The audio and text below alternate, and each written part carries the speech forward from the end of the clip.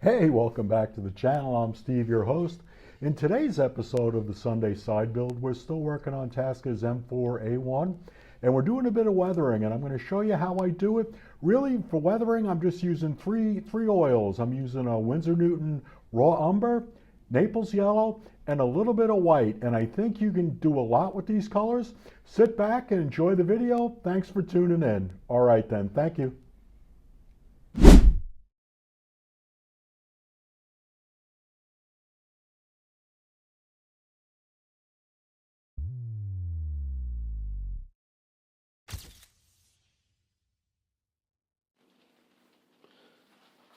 All right, we are going to start the weathering process of our Tasca M4A1. I like to use just a raw umber, Naples yellow, and a little bit of white. What I'm doing here now is I'm just putting a very soupy wash of raw umber into corners where panels come up against each other, recesses, any place where I think there'd be a shadow. And I'm going to do up the turret all in one shot here and let you see how the process plays out. The haul I've done earlier, at the end of the video, you'll see what it looks like all mated up. I'm about 95% finished with it at this point, and I've just got some details I'll do, and there'll be a final reveal video where I'll talk about the pros and cons of the kit, what I thought, and let you have a good look on it, good look on the kit.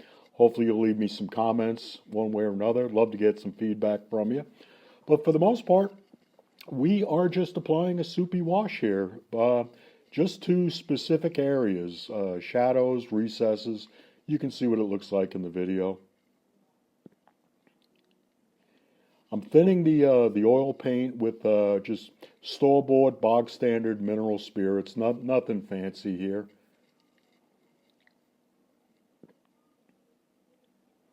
I'm going to put a little bit of background music on. It'll be Beethoven's Number 9, the second movement. I'm not a classical music snob, but I know what I like. Hopefully you'll enjoy the music. If not, put something else on. Mute this video and put something else on for yourself. And just enjoy it. The technique itself is pretty self-explanatory.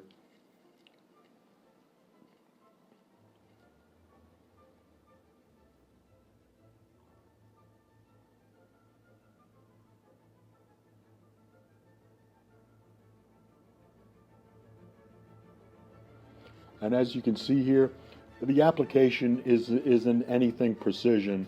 It's just get it on there. What we're doing is we're just creating shadows. So I've let it dry for about 10 minutes because with this method of weathering, if it's wet, what you end up doing with the oils is you just end up pushing them around. So now what I'm doing is I've got a dry, short-haired, stiff brush, and I'm just kind of grinding in a little bit of Naples yellow at a time.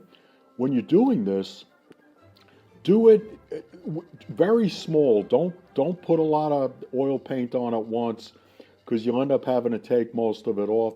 Start off with little dabs and just work it until you get it. You get the look you're looking for. I call it season to taste. I think that's a pretty good saying, or your mileage may vary. Either way. And you're just kind of grinding it in a stippling motion, and you can see that the dark wash that we applied is just kind of fading into the corners and really into the outsides of the panels and into the recesses. So here you can see I've used too much yellow, and it's going to take me a while to work that in and try to remove most of it, because while this vehicle, this is Henry III, the decal set says this vehicle served in North Africa. I'm assuming it experienced a lot of dust as opposed to a lot of mud. So I'm kind of using lighter shades, the Naples yellow. I'm going to use a bit of white just to get that zenith effect where, the tops of things, the higher, like the top of the turret, the hull sides are just a little bit brighter than the vertical sides. So while you're doing this with the stippling, this you need to be really careful. There's some pieces I haven't put on yet because with this method, you're going to end up knocking them off. This would be this is hell on photo etch parts, so just be careful and just watch what you're doing. And again, just a little too much there, and we'll see if we can just get that spread out a bit.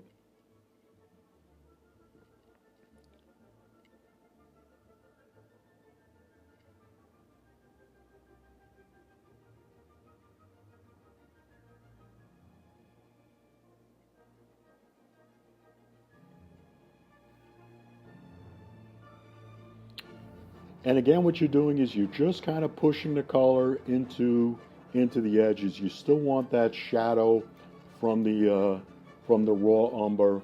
Call it a wash. Just you know create those shadows.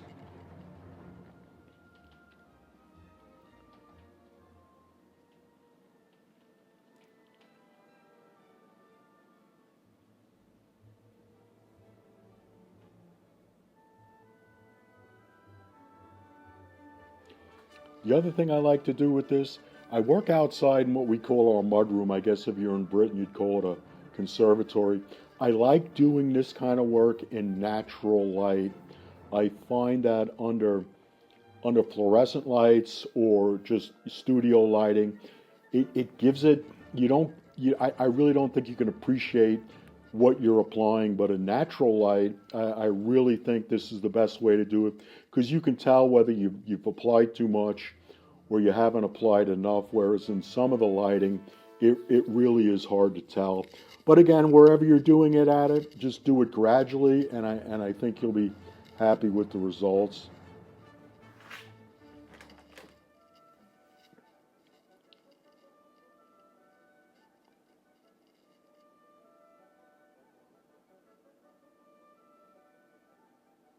If you've got any comments, if you've built this kit, let me know in the comments what you thought of it. Overall, I thought it was a pretty nice kit. I thought the figure that came with it was excellent, and I've done my best on him. You'll see him at the end of the video, where I just kind of do. Like I said, I'm about 95% complete at the end of the video. I got to put the caliber 50 on, and I've got to put the barrel holder for that on the split hatch. But if I put it on now, I'd end up knocking it off. So what we're doing here with the white, we're just kind of adding a bit of highlights. And with this, really do less is more because you can really change the color with the white pretty quickly. So just be careful how much you apply it at one time. And again, I don't clean the brush in between color shifts because I find I'll introduce more problems with a brush that I've cleaned with solvent that's not completely dry as opposed to mixing a little bit of yellow and a little bit of white. So again, you really want to do this with a dry brush.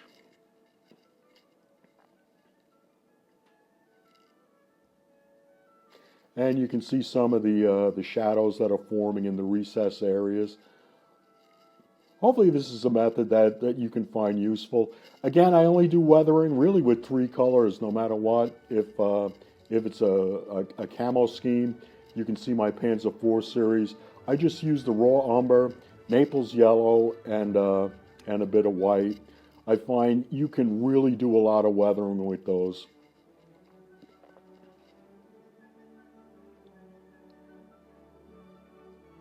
And that shot's a little bit out of frame, but trying to do my best.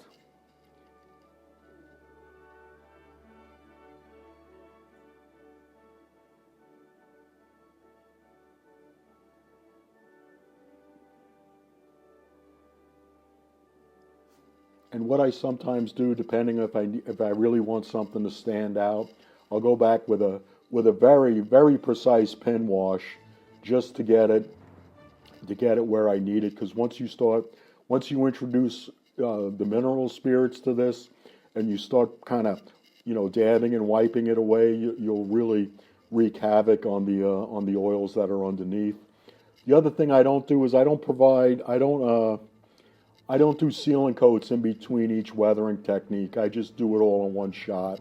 Because to me, there's no sealing coat between the base coat, the chipping, the weathering, and the only time I lay a gloss down is I hand brush it right where I'm going to put the decals. Once the decals are dried, I'll hand brush over it again just to seal them. Then I'll just weather on top of them. A lot of guys like to seal it in, and for me, it's laziness, and I don't get enough. The juice isn't worth the squeeze for what I'm doing. So a lot of it's personal preference when you're doing this. There are a lot of great modelers out there on YouTube, and you can see what everybody's doing. A lot of it has to do is how much time you've got, how much you want to invest in the different products. But for me, I'm happy with what I'm doing. So now we're just working a little bit of white in, and just like I said, be careful with how much white you introduce, because it can really lighten it a lot faster and a lot more than you wanted it.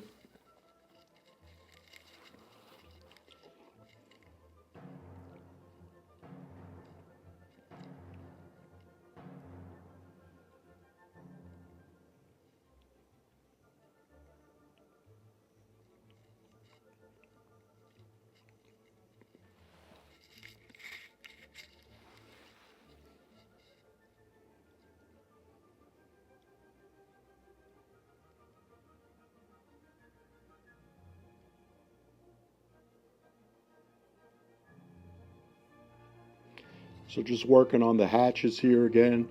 There's some very small pieces on the hatch. The hatch has a lot of nice detail. You just want to make sure you don't knock any of that off.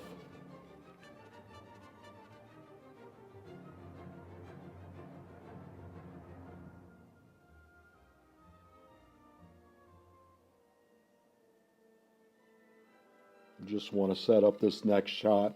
Nothing exciting here. It's just the other side of the hatch. What I wanted to do is I wanted to do a complete start to finish on a part of the vehicle to give you an idea how long it takes to do this, what you're looking at while you do it. Here I've got the turret on top of the hull. I want to make sure there's continuity between the lower and the upper. There's a little bit of touch up I want to do on top, but I think overall it's looking pretty good. Now here on my high-tech Panattoni turntable, you can see the finished product, well, 95% finished. I've got the tracks on and weathered. I may hit them with another dry brush. Commander, he's looking good for my skills. So overall, I'm really happy with the way this kit's come out. Hopefully you've enjoyed this video, and the next video will be a short one. It'll show everything complete. Thanks for joining us. Please like, share, and subscribe.